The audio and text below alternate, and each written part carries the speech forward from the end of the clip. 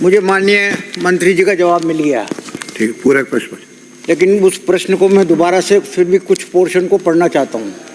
पूछे पूरा। ये टाइम्स ऑफ इंडिया 10/7/24 का है। आप तो प्रश्न पूछे, प्रश्न पूछो। अखबार का नहीं, प्रश्न पूछो। स्टेटमेंट है आपका, कह दिया मैंने कह दिया। आप बात सुनिए, जरा नियमों की जानकारी ले लो, उसके बाद में ऐतराज किया करो। आपका स्टेटमेंट है कि when contacted the state the health minister Shri आप तो प्रश्न पूछे गजेंद्र सिंह, माननीय सदस्य, प्रश्न पूछो। अखबार का वाचन नहीं करना है, प्रश्न पूछो, पूरा प्रश्न पूछो। ये सब अखबार का नहीं है, अखबार नहीं पढ़ेंगे। मैं ये कह रहा हूं कि गजेंद्र सिंह जी ने ये स्टेटमेंट दिया कि अगर कोई प्रस्ताव मेरे पास आता है तो मैं निश्चित तौर पर उसको अविलंब जो है मंजूर करूंगा, ठीक है ना। अब सवाल ये आता है, सवाल पूछो। अब सवाल आता है तो ये सवाल पूछ रहा हूँ और क्या कर रहा हूँ। नहीं, आप तो अखबार पढ़ रहे हो ना, अखबार नहीं। अखबार क्या पढ़ रहा हूँ मैं, तो अखबार में स्टेटमेंट। माननीय सदस्य प्रश्न पूछा, मैंने अगला प्रश्न पुकारूंगा, पूछो। मेरा आपसे निवेदन है, अगला प्रश्न नहीं पूछेंगे तो माननीय सदस्य कोई अधिकार नहीं है। ये तो आपने मान लिया, अधिकार है। प्रश्न में आपने मान लिया कि 6/7/23 को जब हमारी सरकार थी, आपका प्रश्न तो उसने साइकोलॉजिकल काउंसलिंग सेंटर की स्थापना और 3 पद क्लिनिकल साइकोलॉजिस्ट और 6 पद काउंसलर के सृजित करने की स्वीकृति जारी कर दी थी। कब करी थी? 7वें महीने में, 23 के 7वें महीने में, ठीक है ना सर। तब से ये काम तब से चल रहा था। अब सवाल मेरा ये था कि कोटा से आपको प्रस्ताव प्राप्त हुआ, कोटा की प्रिंसिपल मेडिकल कॉलेज के ने आपको प्रस्ताव दिया कि साहब यहाँ पर 5 साइकोलॉजिस्ट की ज़रूरत है और 10 काउंसलर की ज़रूरत है, लेकिन उसके बाद कोई कार्रवाई उस पर नहीं हुई। सिर्फ एक साइकोलॉजिस्ट वहाँ पर भेजी गई और 3 जो है और 4 काउंसलर जो है जो वो भी संविदा पे लगाए गए, और जो एक साइकोलॉजिस्ट भेजी गई उसको भी आपने जबरन बुला लिया। अब सवाल ये आता है, मैं ये आपसे नहीं, और आपने अपने जवाब में ये कहा कि साहब इस काम को कौन कर रहा है, ये साइकोलॉजिस्ट के फैकल्टी का डॉक्टर, रेजिडेंट चिकित्सक, क्लिनिकल साइकोलॉजिस्ट के संपादित ये कर रहे हैं। तो ये तो डॉक्टर का काम तो दवाई देने का है, साइकोलॉजी। अरे ठहरो तो सर, सुनो तो सर यार, ये क्या करते हो आप तो पूछो ये क्या करते हो नहीं किया। अरे ये क्या करते हो मंत्री जी? मेरा निवेदन यह है कि साइकोलॉजिस्ट तो थेरेपी देता है, जांच करता है, डायग्नोसिस करता है और वो बताता है कि कौन सी दवाई कितने समय के लिए दी जानी चाहिए, और डॉक्टर दवाई देता है उसकी राय पर। तो डॉक्टर के पास ही अगर सीधा मरीज चले गया तो साइकोलॉजिस्ट की जरूरत ही क्या नहीं फिर।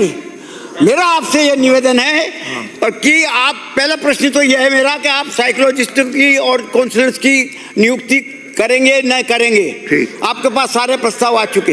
दूसरा मेरा प्रश्न यह है कि चाहे सीकर हो, चाहे कोटा हो, चाहे जयपुर हो, सब जगह कोचिंग इंस्टीट्यूट्स हैं और सेंट्रल की गाइडलाइन है कि हर कोचिंग इंस्टीट्यूट में आपको, कोचिंग संस्थान में साइकोलॉजिस्ट और काउंसलिंग का होना अनिवार्य है। तो मैं आपको प्रश्न यह है मेरा, अरे बैठ जा प्रश्न पूछे, प्रश्न का उत्तर आएंगे ना माननीय मंत्री जी। ये मैं, अरे आपको किसने कहा? आप बैठिए।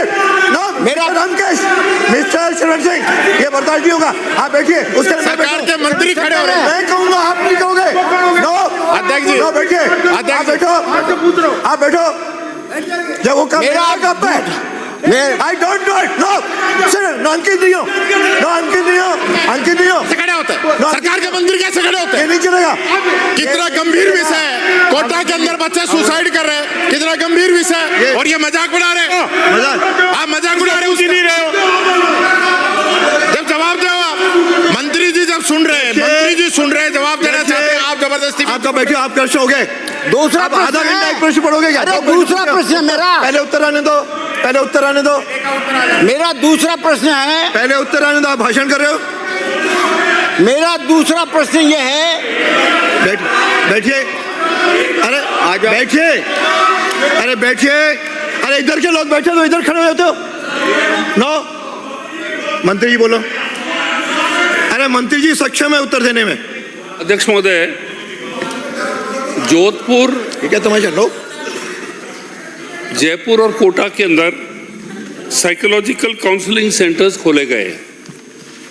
अभी कोटा के अंदर जो है ये कॉन्ट्रैक्चुअल बेसिस पर आउटसोर्सिंग चल रही है। ऑलरेडी हमारा स्टाफ है, ये मानते हैं कम है, इसलिए ये जो वहाँ पर जो है एजेंसी है इनोविजन, इन्होंने ऑलरेडी हायरिंग शुरू कर दी है अध्यक्ष महोदय, और शीघ्र ही जो भी कमियां हैं वो वहाँ पर पूर्ति कर दी जाएगी। इसके अलावा एनएचएम जो है वो 112 जो 105 ये साइकोलॉजिस्ट और 270 काउंसलर्स के लिए उनकी भी हरी झंडी आ गई है, तो ये भी हमारे स्टेट में आएंगे।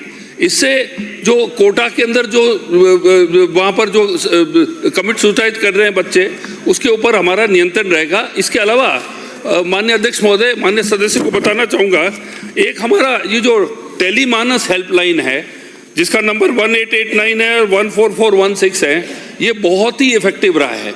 आप वहाँ पर इसको कोटा में या जयपुर में होने की जरूरत नहीं है, राजस्थान भी कोई भी बच्चे जो है जो स्टूडेंट्स है वो आपके 27,000 कॉल्स जो हैं 1.5 साल में यहाँ पर आए हुए हैं और उनको काउंसलिंग भी मिली है। इसके अलावा जो आपने गाइडलाइंस के बारे में बात करी थी, guidelines for regulation of coaching centres, ये एवरी इंस्टीट्यूट जो है कोचिंग सेंटर के अंदर जो है इनके अंदर काउंसलर होना अनिवार्य था, ये केंद्र सरकार की गाइडलाइंस थी। हमारी गाइडलाइंस भी स्टेट ने भी जारी करी। इसका जो है ड्राफ्ट बिल पब्लिश हो गया है जुलाई 2024 में। 6 अगस्त को सुझाव मांगे गए स्टेक होल्डर से, कोचिंग सेंटर से। अब ये बिल जो है ये बिल्कुल तैयारी पे है to be presented in the house. अध्यक्ष महोदय, मेरा दूसरा सवाल ये है कि जब सेंट्रल की गाइडलाइन बन गई और जब राज्य सरकार ने भी गाइडलाइन बना दी कि हर कोचिंग इंस्टीट्यूट में जो है साइकोलॉजिस्ट का अपॉइंटमेंट जरूरी है, कितने कोचिंग इंस्टीट्यूट के लिए आप लोगों ने जो है आप अधिकारियों को भेजा कि साहब जा करके देखो क्या साइकोलॉजिस्ट अपॉइंट किए गए या नहीं किए गए, काउंसलिंग हो रही है या नहीं हो रही है, क्या कारण थे? बैठिए माननीय अध्यक्ष महोदय, लीगली हम नहीं बाइंड कर सकते हैं कि जाके चेक करें कि कौन आपका काउंसलर है, काउंसलर क्या कर रहा है। जब तक ये बिल पास नहीं होगा उसके बाद में ये लागू हो जाएगा। अभी बाइंडिंग ही नहीं है। हम नहीं जा सकते, हम कोचिंग सेंटर में जाके हम दादागिरी नहीं कर सकते वहाँ पर। माननीय सदस्य, अगला प्रश्न श्री गोपी चंद मीणा। बैठिए। संख्या